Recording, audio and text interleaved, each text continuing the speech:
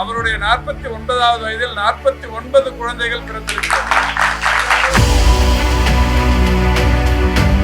பீகார் மக்களை தமிழர்கள் திட்டுகிறார்கள், துன்புறுத்துகிறார்கள் என்றெல்லாம் தேர்தல் பிரச்சாரத்தில் முழங்கினார்கள். அவர்கள் தேர்தலில் வெற்றி பெறுவதற்கு தமிழர்களை அந்த அளவுக்கு ஒரு கேடயமாக பயன்படுத்தினார்கள். ஆனால் இனியாவது தமிழர்களை குறை சொல்வோர் இதை புரிந்து கொள்வார்கள் என்று கருதுகிறேன். கடந்த 27ஆம் தேதி அவருடைய பிறந்த நாள் அன்றைக்கு பிறந்த குழந்தைகளுக்கு எழும்பூர் குழந்தைகள் மருத்துவமனையில் மோதிரம் அணிவிக்கப்படும் என்று அறிவிக்கப்பட்டு அந்த வகையில் மிக சரியாக மிக சிறப்பாக அவருடைய 49வது வயதில் 49 குழந்தைகள் பிறந்திருக்கிறார். 49 குழந்தைகளுக்கும் இன்றைக்கு மாண்புமிகு அமைச்சர் அவர்களும் நாமும் நம்முடைய எழும்பூர் பகுதி நிர்வாகிகளும் கழக முன்னோடிகளும் குழந்தைகளுக்கு இந்த கணையாழிகளை அணிவித்திருக்கிறோம். இந்த குழந்தைகளுக்கான பெட்டகங்களும் இன்றைக்கு வழங்கப்பட்டிருக்கிறது. இந்த வகையில் மாண்புமிகு தமிழ்நாட்டின் துணை முதலமைச்சருடைய பிறந்தநாள் விழாக்களினால் பல ஆயிரக்கணக்கானோர் லட்சக்கணக்கானோர் தமிழ்நாடு முழுவதிலும் ஏதாவது ஒரு வகையில் உதவி பெற்று வருகின்றனர். இன்றைக்கு இந்த நிகழ்ச்சி என்பது உண்மையிலேயே பெற்றோர்களும் அவருடைய குடும்பத்து உறவினர்கள் அனைவருமே மகிழத்தக்க வகையில் அரசாங்கத்தின் சார்பிலேயே தாய் வீட்டு சீதனம் என்று சொல்வதைப் போல அவர்களுக்கு பிறந்த குழந்தைக்கு மோதிரம் வழங்கப்படுவது என்பது மகிழ்ச்சி அளிக்கக்கூடிய ஒன்று. எனவே அந்த வகையில் மோதிரங்களை பெற்ற பெற்றோர்கள் மிகுந்த மகிழ்ச்சியை தெரிவித்திருக்கிறார்கள்.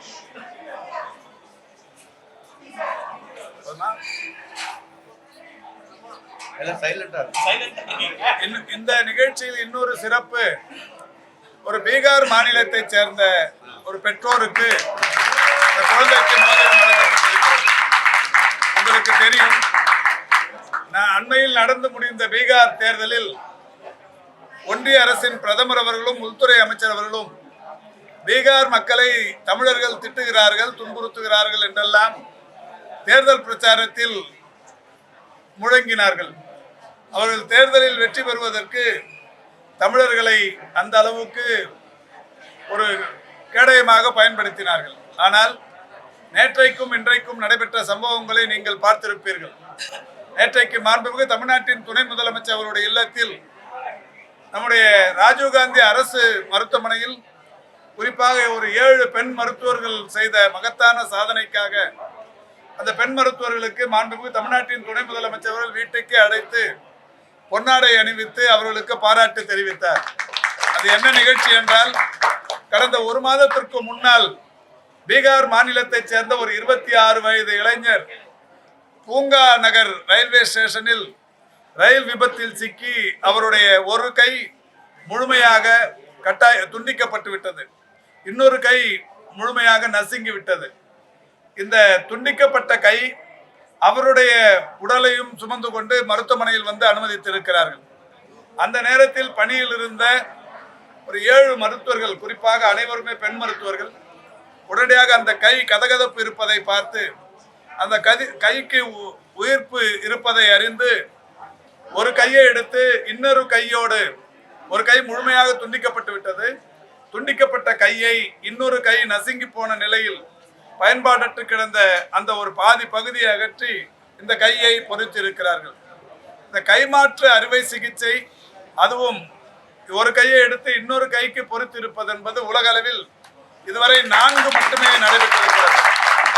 4 அறுவை சிகிச்சைகளில் 2வது அறுவை சிகிச்சையாக இன்றைக்கு தமிழ்நாட்டில் இது மேற்கொள்ளப்படுகிறது.